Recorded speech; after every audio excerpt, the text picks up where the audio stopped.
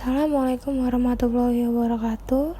Pada kesempatan kali ini saya akan menjelaskan tentang produk saya, yaitu tote bag Doji ID dengan tagline Mix Your Style. Pada slide kedua, di sini saya akan menjelaskan tentang isu yang diangkat atau kebutuhan pasar. Di sini saya sudah menuliskan 3 poin. Yang pertama ada beberapa masyarakat yang menyukai seni abstrak berkeinginan memiliki merchandise yang memiliki seni abstrak namun tidak menemukan keyword yang mudah untuk mencari produk merchandise tersebut. Poin kedua yaitu menurut analisis dari lingkungan sekitar owner, beberapa masyarakat bosan dengan motif tote bag yang itu saja. Pada poin ketiga, ada konsumen lebih suka produk yang ready, tidak menunggu atau pre-order. Di sini kita mengangkat cerita, yaitu pada saat itu saya sebagai mahasiswa baru di perkuliahan sedang kebingungan mencari tas yang bagus dan cocok untuk dipakai pada saat saya kuliah.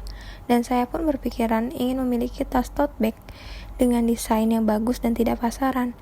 Dengan senang hati, partner saya mendesain tote bag yang saya inginkan dengan hal-hal yang ia pikirkan. Dan ternyata saya cocok dengan desain tersebut. Mulai dari situ, saya mulai menganalisis pasar dan mencari plus minus produk pesaing dan membaca peluang pasar. Saya menggandeng 2 orang partner untuk menciptakan produk Doji ID. Pada poin ketiga, di sini ada solusi yang sudah ada. Nah, solusi ini sudah ada, namun ternyata belum bisa menyelesaikan masalah dan memenuhi kebutuhan.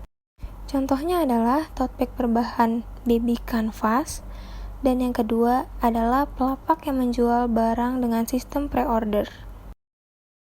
Pada slide selanjutnya, ada solusi yang ditawarkan produk atau jasa. Nah, produk ini menawarkan desain yang limited edition dan ready to buy, serta menjual barang dengan keyword yang mudah dicari. Yang kedua, ada value proposition yang unik.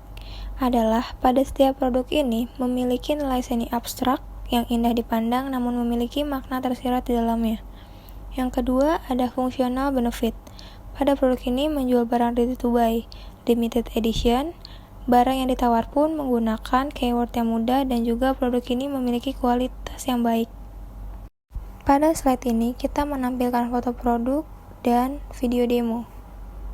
Pada slide keempat, di sini ada input, proses, output, dan outcome. Pertama, ada input. Produk ini memiliki nilai seni. Yang kedua, ada mendukung program pengurangan plastik. Dan yang ketiga, memberikan lapangan pekerjaan bagi orang sekitar.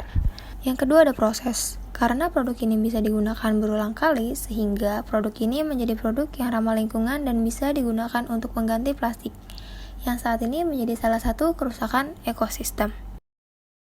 Yang kedua ada proses. Karena produk ini bisa digunakan berulang kali, sehingga produk ini menjadi produk yang ramah lingkungan dan bisa digunakan untuk mengganti plastik, yang saat ini menjadi salah satu sumber kerusakan ekosistem. Yang ketiga ada output. Cara saya mengukur dampak positif melalui sumber daya yang tersedia pada perusahaan saya. Yang keempat ada mengenalkan seni abstrak modern kepada masyarakat.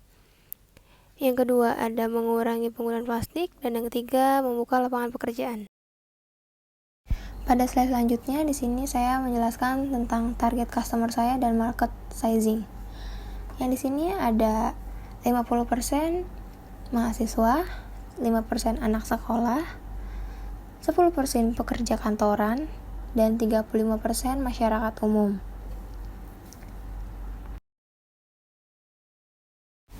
Yang selanjutnya ada kompetisi dan posisi pesaing. Yang pertama di sini ada dari produk Sevin, yang kedua ada dari produk Pamole, yang ketiga dari produk Prasaku, dan yang terakhir ada Vesi Store.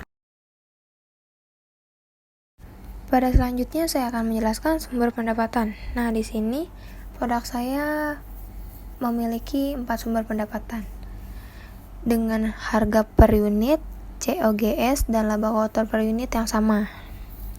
Dari proyeksi nilai pendapatan tahun pertama, kedua, ketiga, dan keempat, dan kelima, di sini saya sudah menjual sekitar tiap tahunnya menaik 200 piece. Pada tahun pertama, produk ini menjual 200 piece. Kedua, kita menjual 400 piece. Ketiga, kita menjual 600 piece. Dan tahun keempat kita menjual 800 piece. Pada tahun kelima kita mencapai 1000 piece per tahun. Selanjutnya ada strategi. Fase pertama adalah soft launching dan endorse selebgram. Fase kedua memberikan promo grand opening 10%, meluncurkan produk baru, dan membuka toko di kota Jakarta. Fase ketiga ada endorse selebgram, membuka konveksi sendiri, memiliki 15 karyawan, dan memberikan promo 5% untuk pembeli pertama. Fase keempat memiliki 5 karyawan, menambah outlet pada saat bazar. Fase kelima ada interaksi terhadap customer. Yang kedua ada membuka cabang di kota Semarang dan penambahan karyawan 5 orang. Fase keenam memiliki konveksi dan membuka toko di Tangerang dan penambahan karyawan sebanyak 20 orang.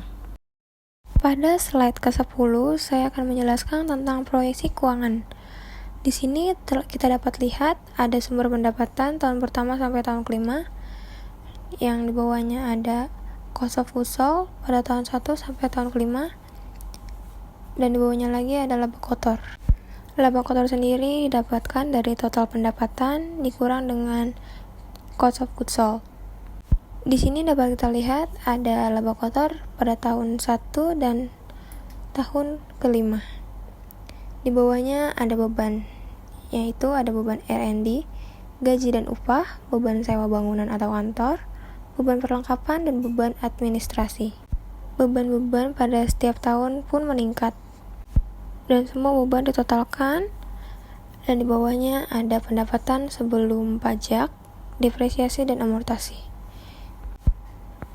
Hasil tersebut didapatkan dari total dari laba kotor dikurang dengan total beban.